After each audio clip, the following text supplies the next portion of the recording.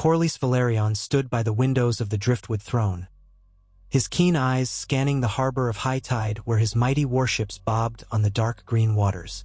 The sound of gulls rang clear, and the tang of sea salt drifted through the open glass. He was, as ever, the sea snake, master of Driftmark, lord of the tides, proud scion of the ancient Velaryon line. He had ventured far across the seas in his youth, charted unknown waters, forged new trade routes, and amassed vast fortunes. Yet no journey in his life, and none of the choices he had ever made, felt as heavy as the decision he now faced. A raven had arrived at dawn bearing words from King's Landing. The news had come as a hush. King Viserys was dead. In truth, Corlys had half expected such tidings for some time. The old king had been ill for years, and the succession question had loomed over the realm like a sword suspended by a single thread. By right, Princess Rhaenyra, the king's named heir for so many years, should have ascended the throne without dispute. But Corlys had sensed the undercurrents shifting. The realm was ripe for a struggle. The alliances were already half-forged, the lines already drawn in the minds of lords who waited only for Viserys' final breath. And in those lines, Rhaenyra was not alone in her claim. Alicent Hightower, the king's second wife, mother to Aegon, Aemond, Helena, and Daeron, would not sit idle while her own children were passed over. He knew the Greens had courted him softly. The queen had never come to Driftmark herself, but her father, Otto Hightower, had once visited high tide in the guise of preserving the king's peace. Corlys remembered that visit well. They had walked across the damp mosaic floors of high tide's great hall, with the pillars of fused black stone looming around them. Otto's words had been circumspect, couched in references to the king's health, but Corlys had deciphered their meaning. The Hightowers sought to know what side the Velaryons would take in the event of strife. And then there was Rhaenyra. Once, Corlys had risked the entire might of House Velaryon to press the princess's claim in the Stepstones War. He had supported her marriage to his son, Rhaenyra. And when Rhaenyra was claimed dead, Rhaenyra had wed Daemon Targaryen, Corlys' wife's nephew. House Velaryon and House Targaryen, branches of old Valyria, had been bound together by blood and by loyalty. Corlys would never forget how precariously that loyalty had been tested. The true father rumors about Rhaenyra's children had never sat well with him, or with his proud wife, Princess Rhaenys Targaryen. Even so, the bond had remained. The question was whether that bond alone should dictate the fate of House Velaryon. Rhaenyra's cause might fail, and if it did, the repercussions to Driftmark could be ruinous. Once, he would not have considered such concerns. Honor and principle had guided him, but he had witnessed too many tragedies. Pride, fury, and resentment had ended the lives of many men he had known. So it weighed on him now. Should he stand with Rhaenyra and brace himself for a war that might see the city of King's Landing turn to ash, or should he keep his fleet, the greatest in the Seven Kingdoms, aloof until the victor was clear? It was that question that gnawed at him. He felt the subtle shift in the tide of his own convictions. At first, he told no one, not even his dear wife. Princess Rhaenys, the queen who never was, had her own mind on matters of succession, and he did not desire strife between them. Yet Corlys knew that if Rhaenyra came to Driftmark now, or if Otto Hightower sent an envoy, he would be forced into an open declaration. And so, in the early days of that uncertain time, Corlys waited. He stared at the bright banners in the harbor, the long lines of golden seahorses on sea-green fields snapping in the ocean breeze, and wondered if his greatest ships would soon be battered in a war for the Iron Throne. He imagined the spume of the sea dyed red with blood and the decks of his cogs and galleys scorched by dragonfire. Would that come to pass? That same evening, while the sun was dipping low over the horizon and painting the sky in shades of pink and gold, another raven arrived. This one bore the sigil of the hand of the king. Corlys read it in silence. Otto Hightower, writing in the name of King Aegon II Targaryen. He used that name, Aegon II, boldly, without apology, invited Lord Corlys Velaryon to King's Landing for an urgent council meeting. The letter promised that his granddaughters by Rhaenyra, or rumored granddaughters, would not be harmed if Corlys accepted the invitation. It spoke vaguely of new offices and honors that might be conferred upon him. The last lines were a caution. "These are uncertain times, my lord. The loyal houses must join together in wisdom and might." Corlys held the parchment by a corner and read it 3 times. The next morning, he told Princess Rhaenys that he would go to King's Landing. Rhaenys' eyes flashed. She had once been a great rider of Malaise, the Red Queen, and though her years were advanced, her will remained fierce. She asked him what possible reason he could have for indulging the Greens. Was their granddaughter not betrothed to Rhaenyra's eldest son? Were they not bound by oath to Rhaenyra? Corlys had no easy answer. He told his wife he would hear what the Hand had to say, that in times of war it was better to listen to all sides before committing to a course. He departed within the day on his swiftest galley, escorted by a half-dozen smaller vessels. The journey across Blackwater Bay was swift, and on a fresh, clear morning, the capital's walls rose high on the horizon. King's Landing was in the midst of a commotion. The bells tolled for the departed King Viserys, yet they also rang out for a coronation. The sight struck Corlys as both unseemly and logical. War cared nothing for decorum, and if the Greens had moved quickly, it meant they understood the vital importance of controlling the city, the gold cloaks, and the crown itself.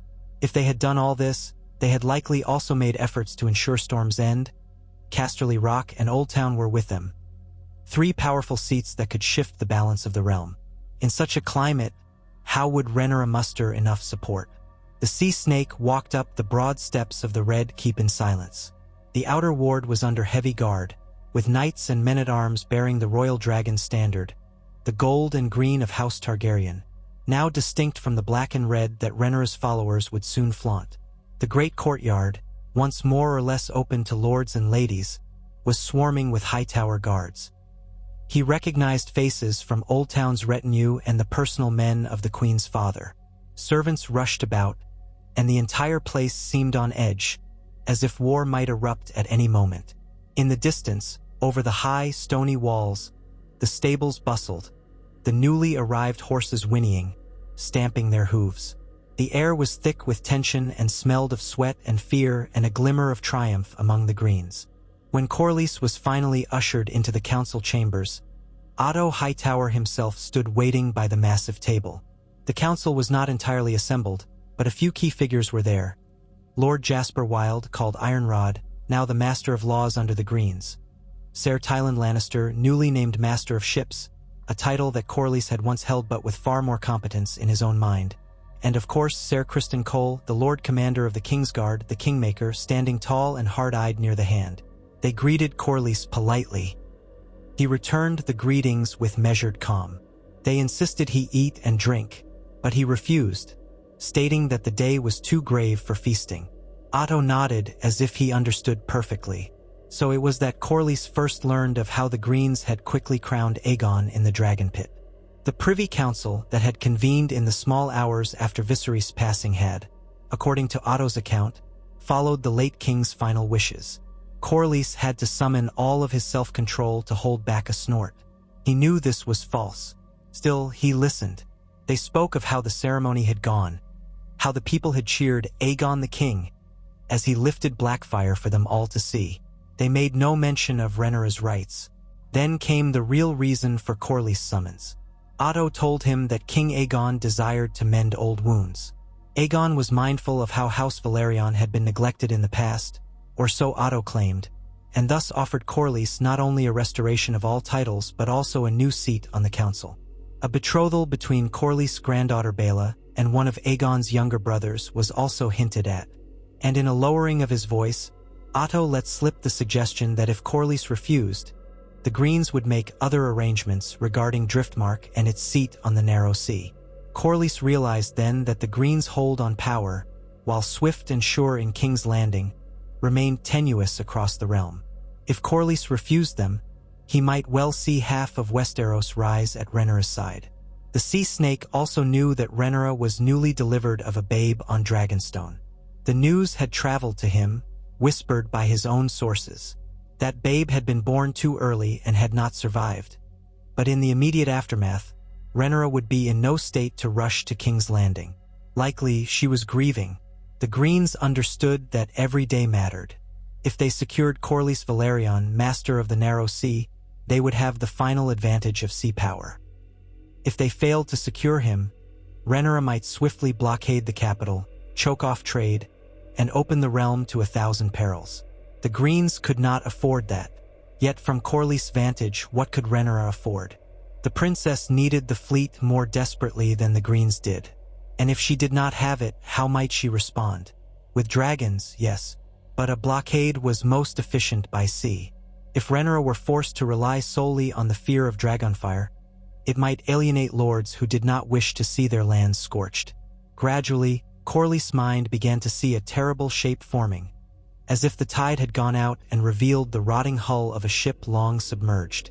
The Greens had cunningly put him in a position where refusal to join them would invite their hostility. Yet acceptance would be a betrayal of the princess he had so long championed. Otto, reading the caution in Corlys' eyes, leaned closer. "My lord," he said in a voice quiet and persuasive, "I know you have ever been a man of principle, and we do not ask you to abandon your convictions, only to see the realm at peace. Rhaenyra would be a cause for war. Her father was misguided in naming her. The realm will never accept a woman on the throne, not without rivers of blood spilled. But if you join us, House Velaryon will be placed above all other lords in our new order, second only to the king's own kin. Princess Rhaenyra's line shall remain secure. Driftmark will keep its ancient rights. Your children's children will be favored at court, and we shall spare no expense to ensure your house prospers for centuries to come." Corlys studied the man's face. Otto's eyes were shrewd. He was old enough to fear how quickly a realm could descend into chaos. And though Corlys could sense the man's cunning, he also recognized that, from Otto's vantage, every word he spoke was true in the sense that the hand believed it would be so. Men like Otto operated in the shadows of realpolitik, weaving alliances and forging ephemeral truths. Corlys had never had a liking for that brand of cunning, yet he could not deny its power. If war came, the realm would burn. Men, women, and children would die. Scores of ships would sink. Towns and villages would be ravaged. Perhaps, just perhaps, by lending his ships to the Greens, Corlys could help them achieve a swift victory. And if the war was swift, the bloodshed might be lesser for it. Such reasoning weighed on his mind even as he left the council chambers. The Greens gave him a suite in Maegor's Holdfast, but he refused to tarry longer than a night, giving them no promise. He told Otto Hightower he needed time to consider, and that was the extent of it. That evening, Corlys visited the castle sept for reflection. Along the corridors, he saw Hightower guards at every turn, posted like crows watching for carrion.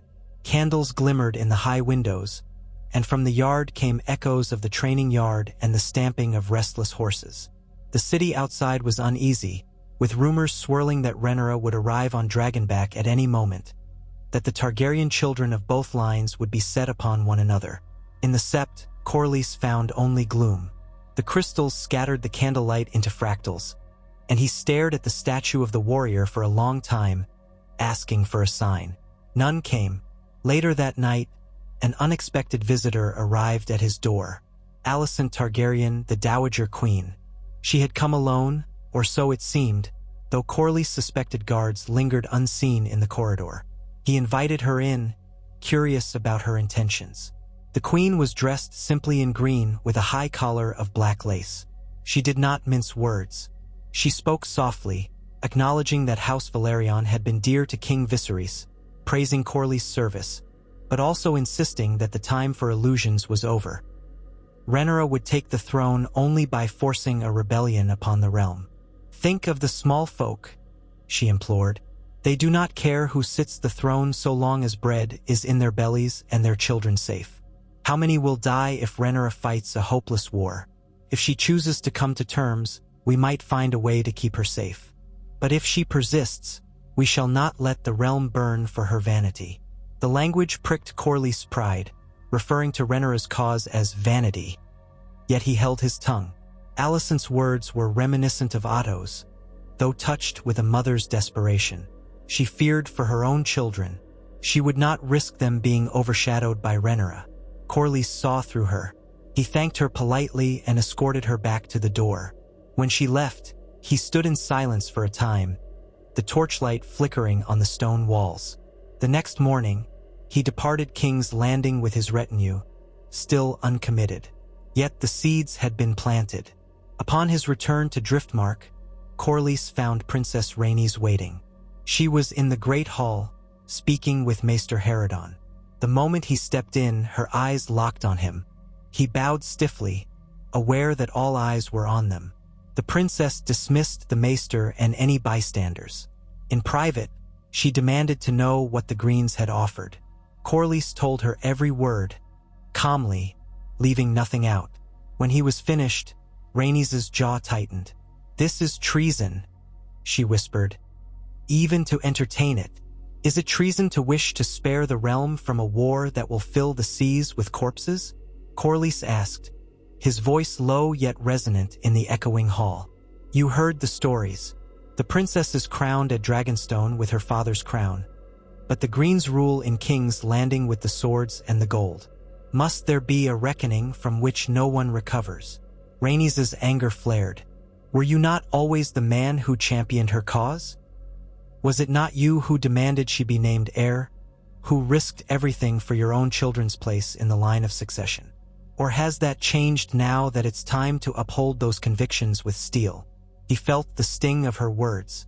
They recalled memories of old slights, of how House Velaryon had been denied the crown through Rhaenys, the queen who never was, and how they had pinned their hopes on Rhaenyra. "I will not lie to you, wife," he said. "My heart is torn. Our grandchildren are bound to Rhaenyra's line by oath. But the Greens have the throne and the city, and they are determined. If we raise the banner of House Velaryon for Rhaenyra, do you truly think the fighting will end quickly? Or shall the seas be the next battlefield, with every fisher and trader cursing our name for the ruin visited upon them?" The princess's eyes flickered with emotion, but she was never one to crumble. She turned away, her voice trembling only slightly. "Then let me be clear," she said. "I will not stand by and see our sons' children cheated of their inheritance. If you will not go to war for your blood, then I shall. And I have malaise still. Though my heart be old, I have never faltered in my pride." Those words hung in the air like a distant thunder, and Corlys felt the bond between them strained. He tried to place a hand on her shoulder, but she shrugged him off and strode away, her dark cloak trailing behind her. That night, Rhaenys did not share his bed. Corlys did not sleep well. He paced the lengths of his solar, reading over the letters from Otto Hightower again and again, and then reading the pleas from Rhaenyra, which had arrived a day before. The princess wrote with sorrow at the king's passing, with fury at the Greens' usurpation, and with desperation. She needed Corlys' fleet to ensure trade and shipping routes were under her control. The letters were full of heartfelt appeals and invoked their long friendship. Corlys was not unmoved. But Rhaenyra promised a war that might drag on for years. All illusions aside, that was the truth of it. He spent the next day on the harbor, speaking with captains, hearing their fears. They feared dragons, yes, but they feared also the potential wrath of the Greens, who could blockade the gullet from King's Landing with lesser ships but with formidable ground forces as well. They feared that if House Velaryon stood with Rhaenyra, Driftmark would become an immediate target. The capital was close enough to send men and dragons in quick strikes. Though the Velaryon fleet was powerful, it could not hope to stand alone against the combined forces of the Hightowers and the Crown's resources if Rhaenyra's other allies did not rally swiftly. And with Storm's End uncertain, Winterfell far in the north, and the Vale's intentions unclear, everything was precarious. The more Corlys spoke to his captains, the more he felt the swirl of doubt creeping in. One of his nephews, a young captain named Ethan Velaryon, said, "My lord, if war comes, we shall stand with you, but do not lead us to a hopeless cause. The Greens have too strong a hold on the realm. They have gold, they have the Lannisters, they have the Tyrells, they have the Red Keep, and they have crowned Aegon. War will mean 1,000 burned ships. We can fight, but the sea belongs to no one if dragons fill the sky." Corlys dismissed him with a curt nod. That night, he gathered with a select group of his household knights and bannermen. Some urged him to remain loyal to Rhaenyra, for the sake of honor and the realm's rightful heir. Others counseled caution or neutrality. Only a few dared to suggest actively joining the Greens. In each man's face, Corlys read fear. Regardless of which side they chose, the threat of dragonfire was real, and which dragons would be unleashed upon them if the war turned sour. Days passed, and neither side stood idle. The Greens consolidated their power in King's Landing, while Rhaenyra called upon the lords of the realm to remember their oaths. Ravens crossed the skies in flocks. Then, in a bold stroke, Rhaenyra dispatched her young son Lucerys to Storm's End, hoping to secure House Baratheon's allegiance. That tragic event upon a storm-lashed sky would ripple across the realm as a sign that war was unstoppable. When word reached Driftmark that Prince Lucerys had been slain by Vhagar and Prince Aemon Targaryen, the tension inside High Tide reached a crescendo. Corlys was alone in his solar when the news arrived. He sat at his table, gazing at a half-written response to Rhaenyra's last plea, when a harried messenger burst in. The man spoke breathlessly, telling the story that had begun spreading. How the boy had arrived at Storm's End, how he found Prince Aemon already there, how Lord Boros Baratheon had withheld his support for Rhaenyra, and then how the two princelings had taken to the sky. Lucerys on Eryx, Aemon on Vhagar. A storm raged. Eryx was smaller and swifter, but Vhagar was a monstrous she-dragon older than any other living dragon in the realm. No one knew exactly how the chase played out above the black clouds, but in the end, Eryx was torn apart, and Lucerys' body was said to have plummeted into the raging seas. It was a monstrous turn of events. Corlys felt a coldness seep through his bones. War had now begun in earnest, for Rhaenyra would not rest until she had vengeance. The Greens, for their part, would steel themselves to meet her. And House Velaryon, what would House Velaryon do now? Lucerys was, at least in name, a scion of Corlys' bloodline by way of Rhaenyra and Rhaenyra. The boy had called Corlys grandfather, though the rumors about Ser Harwinstrong were never far from men's lips. But Corlys did not doubt Rhaenyra's love for the boy, nor the tie that had bound the boy to the sea snake's line. In that moment, he felt a deep pang, not only for the tragedy of a young life lost, but also for the new world of violence that was unfolding. He went to Rhaenys. She was in her own apartments, preparing for what might be the final push to align with the Blacks, Rhaenyra's side. She had read the same message, but had no tears. Instead, her eyes gleamed with a molten rage. She told Corlys that Rhaenyra would expect them, that it was time for Driftmark's ships to move. The men would be mustered at once. The war would begin, and it would be the righteous vengeance for House Velaryon. Corlys listened to her words. He knew she was not wrong in her loyalty. She had always believed Rhaenyra was the rightful heir, and Lucerys' death was a savage crime. But as she spoke, he realized that he no longer believed that raw vengeance would serve them. He did not say so, not yet, but in his heart, he found himself recalling Otto Hightower's promise, that if Corlys did not join the Greens, then the war would be long and ruinous, a bloodbath. If he did join the Greens, perhaps it could all end quickly. But how could it end quickly now that a prince had been slain? Rhaenyra would not easily bend the knee to Aegon. She would want justice, or more bluntly, she would want blood. By the next dawn, a raven from Dragonstone arrived, summoning Corlys to an emergency war council. The Blacks were convening. They needed the Velaryon fleet to close off the gullet, to strangle King's Landing, to deny supplies from the Reach or the West. Daemon Targaryen was already said to be on Caraxes, scouring Crackclaw Point to rally Black banners. Rhaenyra was furious, her heartbreak for Lucerys turning to cold resolve. House Velaryon was expected. House Velaryon was needed. Corlys read the summons as Rhaenys stood behind him, arms crossed. She awaited his response, certain that he would take his ships to Dragonstone. And yet, after a long silence, Corlys turned to her and said quietly, "I must think on this." She stared at him with open disbelief. "What is there to think on? Our grandson, my grandson, has been murdered by one of the Greens. The realm's rightful heir calls. Are we craven or do we honor our oaths? He set the parchment down on the table. "We risk everything if we raise sail for Dragonstone. The Greens are in King's Landing. If we side with Rhaenyra, we risk bringing war to our shores at once. The Greens will not sit idle and let us strangle them. They have enough ships to mount an attack on Driftmark, and more importantly, they have dragons. Vagor, Sunfire, Dreamfire. I cannot pretend that a few war galleys, or even 100, can repel Dragonfire.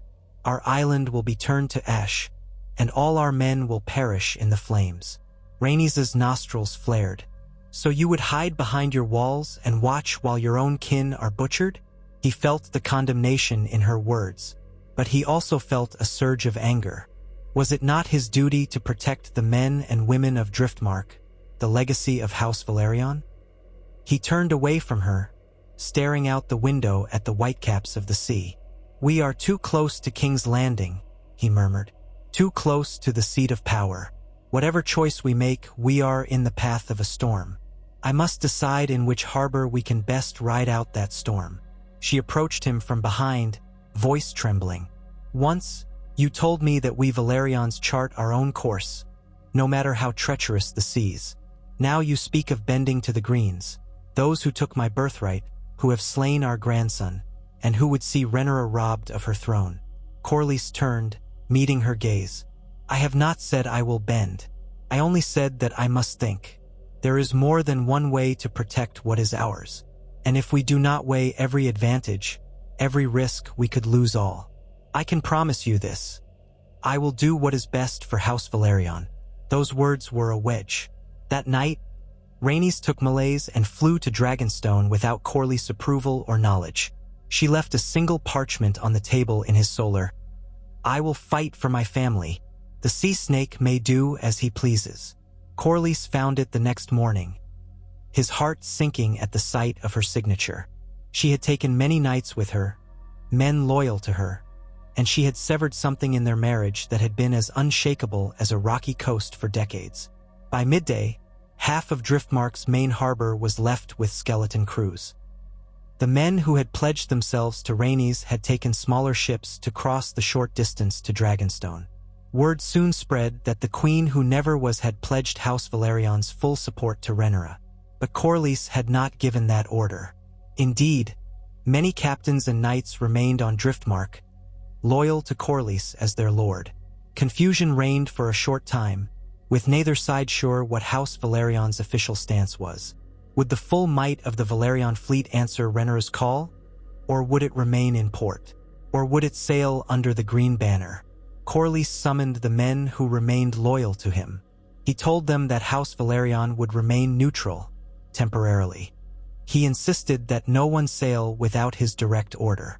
The news shocked many, but Corlys' word was still law in Driftmark, especially among those more concerned with the survival of their families than with Targaryen politics. Whispers spread of a rift between Corlys and his wife. Rumors circulated that the sea snake might side with the Greens. That rumor in particular flew on swift wings, reaching King's Landing before a fortnight had passed, and soon enough a more substantial missive arrived from Otto Hightower, congratulating Corlys on his wise stance and encouraging him to accept the king's offers. Corlys read the letter and tucked it away, saying nothing of it to anyone. Meanwhile, Rhaenys' presence on Dragonstone bolstered Rhaenyra's morale. The Blacks believed that the formidable Velaryon fleet would soon be theirs, commanded perhaps by the princess if not by Corlys. They reasoned that Corlys would come around eventually. Yet as the days turned to a week, then two, no ships bearing Velaryon sails arrived. The gullet remained open. King's Landing's merchant vessels still plied the waters. The Greens took advantage of the lull to fortify the city's defenses and to dispatch their own envoys to powerful lords around the realm.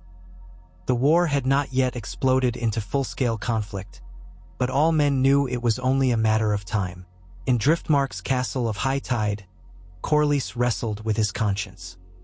He wrote letters to Rhaenyra, carefully phrased, urging caution and a willingness to treat with the Greens. But the princess's replies were scathing. She vowed that the murder of her son could not go unanswered.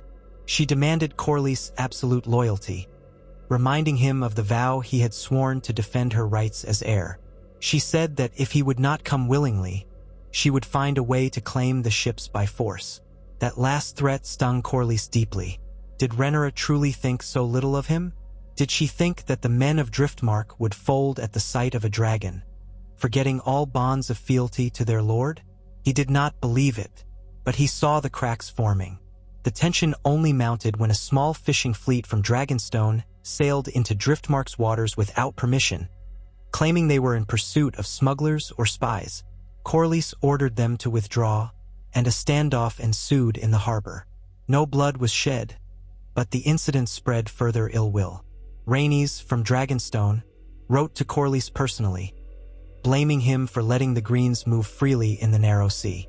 Corlys, in turn, reminded her that the Greens had not attacked Driftmark, nor threatened them, and that caution was not the same as cowardice. Their letters grew distant, stilted, and all in the castle knew that their marriage was near a breaking point.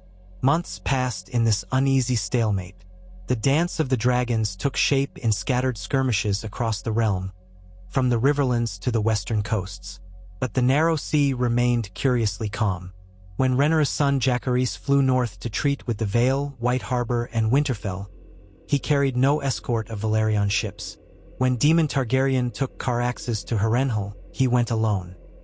Meanwhile, the Greens made overtures to the Stormlands and the Reach, forging alliances, winning over uncertain lords with promises of spoils. Yet still King's Landing lacked a powerful navy.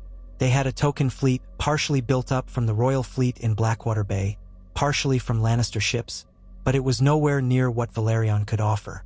Aware of this, Otto Hightower continued to send feelers to Corlys, coaxing him to join them, but Corlys still held back.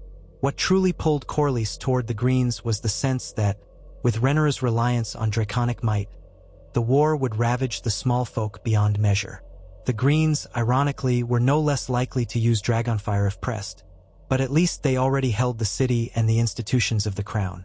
If they secured the seas, Rhaenyra's only advantage would be her dragons, and men would see that advantage answered by Aemon's monstrous vigor. The sea snake told himself that by siding with the Greens, he might help them achieve a more rapid, decisive victory, after which terms could be offered. He even indulged the thought that he might be the voice of reason in their councils, preventing the worst atrocities once the war was done. Perhaps this was naive, but he clung to it as a salve for the betrayal he was close to committing. He did not act immediately. He waited, drifting in a fog of indecision, through that autumn and into winter's early chill. All the while, the realm grew more deeply embroiled in bloodshed. The two claimants, Rhaenyra on Dragonstone and Aegon in King's Landing, exchanged barbs via raven and sword. The men of the Riverlands rose for Rhaenyra, while the Lannisters and Hightowers mustered their armies for Aegon. Still, the sea remained a contested question. It was as if the very oceans had grown still, waiting for Corlys' choice. That choice came sharply into focus on a day in midwinter when Corlys received word that the Greens had seized Rhaenyra's second son, little Prince Aegon the Younger, during a raiding skirmish in the waters off Sharp Point. The boy had been traveling incognito on a merchant cog, seeking safe passage to Essos for a rumored alliance. Some said Daemon Targaryen had engineered this plan, sending the boy abroad to curry favor with the free cities. The details were uncertain, but what mattered was that the Greens, Ser Criston Cole specifically, now had possession of the boy, who was at most 10 or 11 years of age. This changed everything. A hostage was a valuable piece, especially a prince. The raven from Otto Hightower confirmed it in meticulous detail, as if the hand took pleasure in demonstrating the Greens' cunning. The letter also reassured Corlys that the boy was safe, unhurt, and that his well-being would remain guaranteed, so long as Rhaenyra refrained from wanton acts of aggression. Otto also pressed anew for Corlys to commit. He implied that, with this prince in custody, Rhaenyra would be forced to parley, and perhaps the war could end soon. But it would end even sooner if House Velaryon joined the Greens and helped blockade Dragonstone. "Consider the advantages to the realm," Otto wrote. "Your lordship can be the one to bring about a swift conclusion, and in doing so, you shall secure your family's place of honor for all time." Corlys stared at these words for a long time. A captive prince, How far had they all sunk that children were pawns in such a bloody game? He wondered what Rhaenys would say. She might fly Malaise straight into King's Landing to rescue her great-grandson. That would be madness, of course. The Red Keep was well defended, and Vagor lurked in the skies. But that was Rhaenys' temperament. Rhaenyra's reaction might be no less fiery. What would come of it all? That very night, Corlys made his decision. Summoning the captains and knights still loyal to him, he declared that House Velaryon would pledge its fleet to King Aegon II. A hush fell across the chamber as he spoke these words. Some men looked relieved, others distressed, but none dared contradict him openly. He explained that they would do so in the interest of safeguarding Driftmark from the wrath of the Greens, and to bring a swift end to the conflict before it consumed the realm. He instructed his men to raise the green dragon banner of Aegon on all ships, though they would retain the proud seahorse sigil as well. A plan was formulated. Half the fleet would remain at Driftmark to guard the island, while the other half would sail to King's Landing as a show of force and submission. Before the final meeting adjourned, Corlys lifted his eyes to the men around him. He felt a pang of guilt and doubt, but he forced it down. "We do this not for glory or gold," he told them. "We do it for peace, for the safety of House Velaryon, and for the future of the Seven Kingdoms. Our might can turn the tide of war. May the gods grant us that we spill less blood, not more." Yet was it truly less blood they would spill? Only time would tell. And so the sea snake set forth on this new course, an act of betrayal in the eyes of many, though he told himself it was an act of pragmatism. When the Velaryon fleet appeared on the horizon, approaching the Blackwater Bay in a great mass of sails, the men on the walls of King's Landing sounded the alarm. But quickly, green flags were raised in response, the signal that these ships were friendly. It must have been a sight to behold. The largest and most renowned navy in the Seven Kingdoms, streaming into the waters off the capital, their bright sails flashing, their hulls cutting through the waves. The gold cloaks patrolled the docks, watchful and perhaps a bit awed. At the heart of the formation was Corlys' flagship, the Sea Snake, towering and splendid. Corlys came ashore in full regalia, accompanied by a retinue of knights and lords sworn to him. As he climbed up the stone steps toward the Red Keep, thousands of small folk turned out to watch. Rumors of his visit had spread like wildfire, and they gaped at the sea snake in his furs and velvets, a silver seahorse gleaming on a torque around his neck. He walked through the gates and into the courtyard, where Otto Hightower stood ready to greet him. King Aegon II was absent, presumably indisposed or unwilling to appear just yet. Corlys had expected as much. Aegon was a young man rumored to be more interested in feasting and betting than in matters of state, leaving Otto and Criston Cole to manage the day-to-day affairs. Otto Hightower greeted Corlys with a thin smile, calling him Lord of the Tides, in a booming voice that echoed off the courtyard walls. "All King's Landing welcomes you, my lord. The king awaits your counsel." Corlys inclined his head in measured deference. "I come in the spirit of peace, Lord Hand. May our union mark an end to strife." In truth, Corlys felt uneasy. Men bearing the green dragon insignia surrounded him, and the older he grew, the more clearly he could sense the undercurrents of hostility or distrust. Some whispered that the sea snake's famed cunning was at play, that he would betray the Greens at the first opportunity. Others called him an old fool for turning his back on Rhaenyra. But most recognized that the Velaryon fleet was a prize beyond measure, and they would not question Otto's wisdom in securing it. He was conducted into the Red Keep's throne room for an audience with the king. Aegon II sat on the Iron Throne, his leg bandaged beneath fine leggings. He had been wounded in an earlier mishap with his dragon, Sunfire, or so men said, and he looked bored until Corlys approached. Then the king summoned a regal mien, though the effect was somewhat marred by the anxious tapping of his fingers on the throne's arm. Even from a distance, Corlys could see the boyman's face was pale, a little sweaty. Aegon had never expected to be king, and the burden weighed on him in ways that were plainly visible. "Lord Corlys Velaryon," Aegon said, trying to sound strong, "we are pleased to accept your fealty. We trust that you have come to do homage." Corlys bowed low. "I have, your grace," Those words sealed it. He, the sea snake, bent the knee to Aegon, second of his name, the usurper in Rhaenyra's eyes. For Corlys, it was a moment of profound internal conflict. Yet he remained outwardly calm. Aegon motioned him to rise. "We name you master of ships once again," he said, "and you shall have a seat on our council. Your wise counsel will be invaluable, Lord Corlys.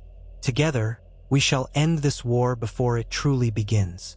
Applause spread through the hall, orchestrated by Otto and Ser Tyland Lannister, who had been fulfilling that position in name but was perfectly willing to step aside for the famed sea snake. Corlys accepted the chain of office with measured composure, though he felt the weight of it as if it were shackles around his wrists. In the ensuing days, Corlys moved his half-fleet into strategic positions around Blackwater Bay. The Greens exulted in the new advantage, though Otto cautioned that the conflict was far from over. Rhaenyra still had the support of powerful lords and, most crucially, multiple dragons. Daemon Targaryen's presence at Harrenhal menaced the Riverlands. The Vale and the North remained question marks. But with the seas now in green control, at least around the capital, King's Landing breathed easier. Ships bearing goods and grain came in under guard. The Hightowers and Lannisters could send ships more safely now. The blockade that Rhaenyra had dreamed of was impossible without House Velaryon's might. The Greens toasted Corlys at feasts, praising his wisdom, praising his concern for the small folk, praising his cunning. Some even whispered that Corlys Velaryon was truly the power behind the throne. Corlys hated such talk. He was no puppet master. He was a man trying to navigate a storm. Yet war is seldom so easily quelled. The news of Corlys' turn spread rapidly across Westeros. The Blacks were thunderstruck. Rhaenyra, in her fury, denounced him as a traitor, a coward, a false friend who had betrayed her father's trust. She sent letters to the lords of the realm condemning the sea snake's perfidy, calling upon them to hold firm, to fight for the true queen, to end the green tyranny. Daemon Targaryen was said to have flown into a murderous rage when he heard the news, threatening to pay Corlys a visit personally. Rhaenys, proud and furious, refused to return to Driftmark and allegedly told Rhaenyra that Corlys was lost to the sea, meaning lost to her forever. That grief and anger spurred Rhaenyra to vow that, once she wore the crown in the Red Keep, she would revoke all titles Corlys held and claim Driftmark for her own children. From that day forward, House Velaryon would be severed, with Rhaenys and her supporters in the princess's camp, and Corlys and his loyalists in the Greens, tearing the proud seahorse in two. Skirmishes erupted in the Stepstones, where a few Velaryon outposts still maintained presence. The Blacks attempted to seize them, but Corlys' ships routed them. In the narrow sea, privateers and sell-sails began to appear, paid by Rhaenyra's gold or sworn to other lords who saw opportunity in chaos. Corlys, as master of ships, coordinated with the Lannisters and the small royal fleet to keep sea lanes open for the Greens. He also oversaw the hunt for any ships carrying supplies to Dragonstone, intercepting them, seizing cargo, and imprisoning or executing their crews. All the while, ravens fluttered between the Red Keep and Old Town, Casterly Rock and the Arbor, forging a grander alliance among the Greens. The Tyrells, once rumored to be neutral, announced their support for King Aegon, perhaps persuaded by the possibility of a betrothal to the king's younger brother Daeron, or simply by fear. Through the winter, the war ground on, battles flaring up across multiple fronts. Yet in King's Landing, the presence of the Velaryon fleet led many to believe that the Greens had already won. Then came the news that shattered that illusion.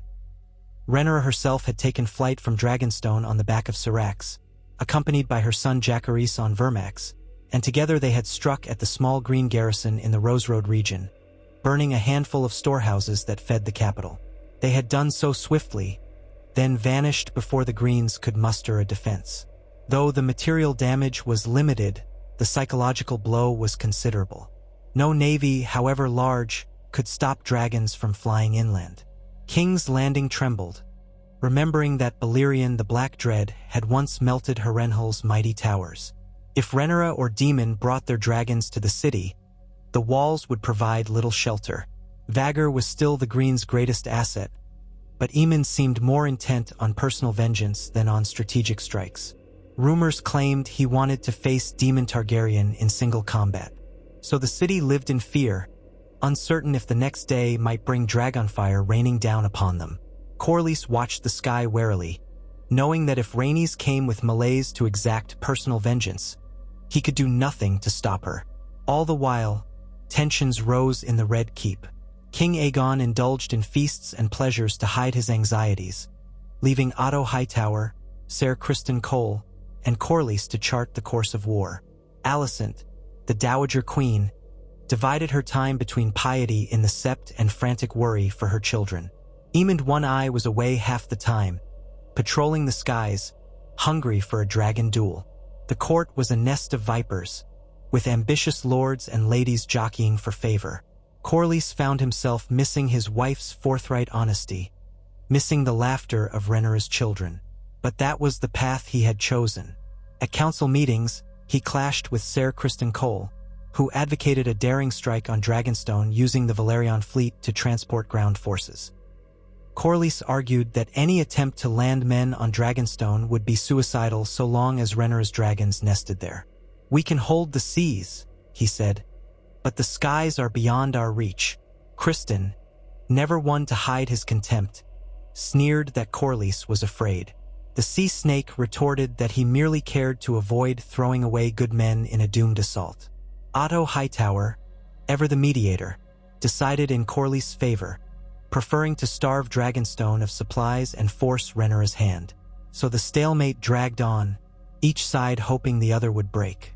But it was not the Greens or the Blacks who delivered the next shock.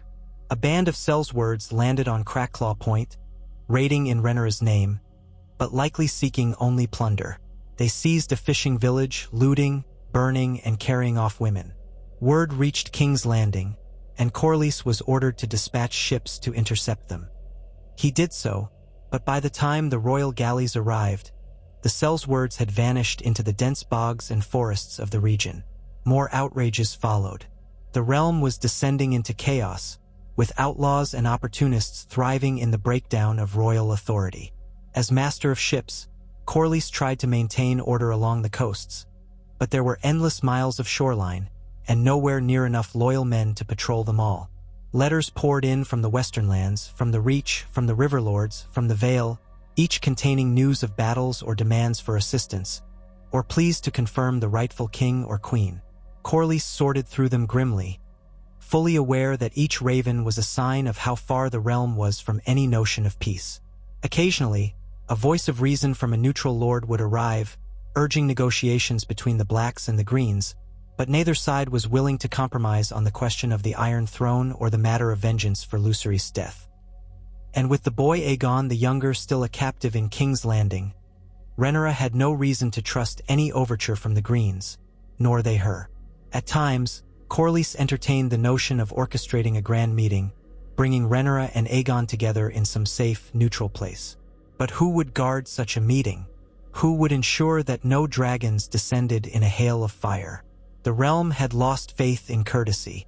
They were in a dance of the dragons now, no place for old men's illusions.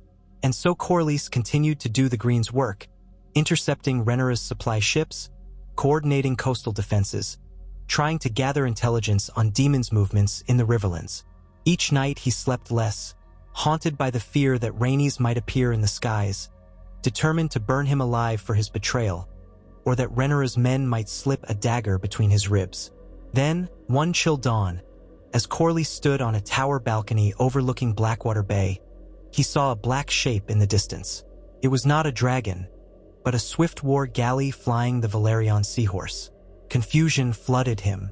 Had one of his ships returned early? He descended quickly to the docks to meet this arrival. When the ship moored, a messenger sprang out. The man was disheveled, eyes wide. He rushed up to Corlys and knelt. "My lord, I come with grievous tidings from the gullet." Corlys' gut twisted. "Speak." "A band of Black supporters, with the help of men from the Three Daughters, have landed on the eastern shores. They attacked a Velaryon outpost that had sworn to you. They burned it all, my lord. They carried off goods and took hostages. Among them was was your niece's child. Corlys' head swam. He had a niece through one of his late brothers, a girl married to a minor Velaryon cousin. The messenger explained that the child, a boy of 4 years, was missing. The outpost's small garrison had been slaughtered to a man. This new incursion was rumored to have the covert blessing of Demon Targaryen, though the messenger could not confirm it. As the story poured out, Corlys saw the shape of things to come. The war would turn more vicious, and soon, every member of House Velaryon might be targeted, no matter how distant their blood ties. Rhaenyra's supporters might burn them all for the Sea Snake's betrayal, or the Greens might do the same if they ever suspected Corlys of double-dealing. He returned to the Red Keep and confronted Otto, demanding additional men and ships to defend Driftmark's loyal outposts. Otto was sympathetic but insisted that resources were stretched thin. The war was intensifying across the realm. Surely House Velaryon can defend its own holdings, Otto said pointedly, reminding Corlys that he was master of ships, not some helpless bannerman. Corlys ground his teeth. The truth was that if he peeled off too many ships to chase Black Raiders, the Greens would be left vulnerable in King's Landing. Then, if Rhaenyra launched a direct strike, Corlys would be blamed. He was trapped, pinned between the Greens' demands and the Blacks' vengeance. This was the fate he had chosen when he knelt to Aegon. And still, the scorn from Rhaenyra's side mounted. They called him Corlys the Craven, the snake who betrayed the sea, 1,000 vile epithets. Bards in the camps of the Blacks composed mocking verses about how the old man had sold his soul for a chain of office. Worse, rumors circulated that Rhaenyra might strike Driftmark itself in reprisal for Corlys' treason. For centuries, House Velaryon had reigned supreme over their island seat, secure in wealth and power. Now, the very seat was under threat from their former allies. There were nights when Corlys found himself cursing his choice, cursing the day he had bent the knee to the Greens. Yet he told himself it was better than the alternative, a war that might have consumed the seas with no chance of an early resolution. Now at least the Greens had the upper hand. If they could force Rhaenyra to surrender or come to terms soon, he would have saved thousands of lives. That was the justification he clung to, though he felt less certain with each passing day. Letters from Rhaenys came no more. She had cast him aside. He heard from travelers that she remained on Dragonstone, ever at Rhaenyra's side, planning the next phase of the war. Once, they said, she had soared high above the island on Malaise, letting her rage burn away in the cold winds, but she never ventured close to King's Landing. Perhaps she, too, harbored some small reluctance to face her husband in open battle. They were old now, battered by grief and disappointment. Could they truly face each other as mortal enemies? The question weighed on Corlys' heart, even as he studied war charts in the Red Keep with Otto and Criston Cole. Each day he gazed at the skies, expecting the dragons. Each night, he pored over the battle reports, seeing no end in sight. The realm was fracturing, and though the Greens held the city, Rhaenyra's dragons roamed free. Corlys had delivered a powerful advantage to Aegon, but it was not enough to guarantee a swift conclusion. War has its own tides, unstoppable once in motion. The sea does not heed the pleas of mortals, and the dragons do not heed the pleas of kings. And so the sea snake continued, day after day, to do what he had always done: navigate. Only this time, the chart he followed led through the darkness of civil war, and every wave threatened to swamp his ship. He prayed that, in the end, House Velaryon would not be dashed upon the rocks of history. Prayed that he had chosen the lesser evil, though it felt like a moral abyss. With each new dawn, he would rise from a restless slumber, step out onto a balcony, and breathe in the salt air, imagining he could see the outlines of driftwood floating just offshore, the scattered remnants of all the hopes he once held for a unified Targaryen future. And each day he wondered what might have been, if only he had kept faith with Rhaenyra. If only the realm had not been a nest of competing claims and bitter ambitions. If only the sea could wash away blood once spilled. But the sea, for all its might, could not wash away the civil war that was tearing Westeros apart. And Corlys Velaryon, standing alone in the halls of the Red Keep, remained bound to the cause of the Greens, the very cause he had once hated, and could do little more than watch the kingdom bleed.